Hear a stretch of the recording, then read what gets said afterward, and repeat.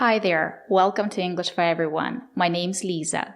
Today we're going to talk about common mistakes and how to avoid them. Let's get started. So let's start with the first mistake. I recently noticed that quite a lot of people like using the expression on accident. Guys, it is not correct to say on accident. It is correct to say by accident. Both prepositions are correct. You can say on accident or by accident. Let's listen to some examples where Americans say on accident. If we start to open up, we may start to spin on accident. And then I think I've FaceTimed Jen Aniston on accident too. This mystery began on accident. You will burn yourself on accident. This is also not correct. Mistake number 8 is the expression to wait on somebody. So I feel like it's again because of the translation from your native language. A lot of people, instead of saying wait for somebody, right? People might want to say wait on somebody. I'm waiting on my sister. It's not correct, guys. The preposition here is only for. Both prepositions are correct. You can say wait for someone or wait on someone. Both prepositions are correct. Let's listen to some examples. Really? Really? It's all right, I can wait on you.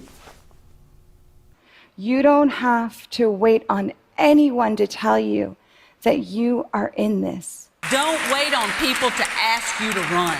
This is also not correct. Now let's look about the third mistake that a lot of people usually make. So people say this expression, I could care less. I could care less. But in fact, the correct expression is I couldn't care less. First, it's not correct to say, let's look about the third mistake. After look, use preposition at. Let's look at the third mistake. Now let's talk about these two expressions. I could care less and I couldn't care less. Native speakers use both expressions. You might think that I couldn't care less makes more sense, but in reality, native speakers use both expressions. Let's listen to some examples.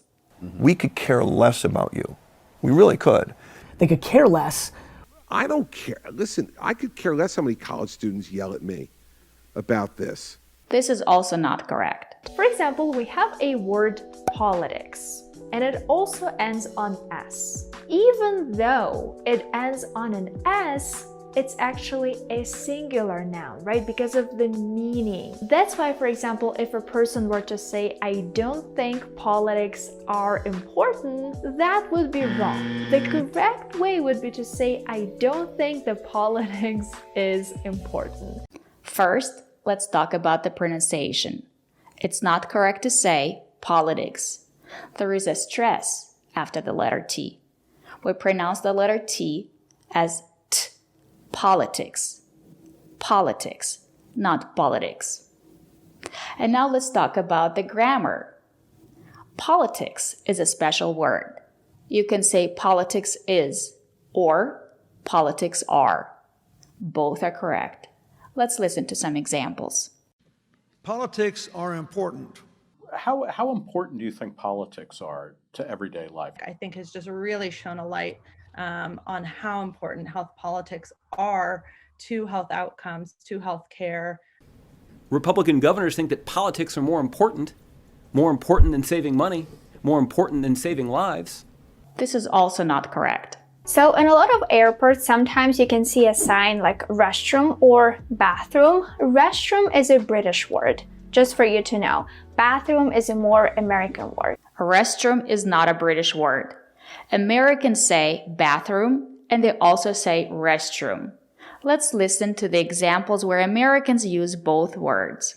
Meredith came to find me in the restroom. In late December, I was going into the restroom and I slipped on water. So the younger girl got up to go to the restroom. She put a sticky in the restroom and said, do you need help? The number of students who said, I always use a phone when I go to the restroom, 30%. 30% of students cannot use the bathroom without a phone in their hand. This is not correct. Guys, you have to stop repeating these words in English. Please, don't use very, use pretty. It's pretty cold outside today. Don't stop using very. Very is a very good word. And very is not the same as pretty. Very is more similar to really and so. They give like 100% emphasis. Very nice, really nice, so nice. If I say pretty, it's less emphasis than very. Pretty is like 75% emphasis. It's pretty good. It's not great, but it's pretty good. Pretty is the same as quite and rather. It's quite good. It's pretty good.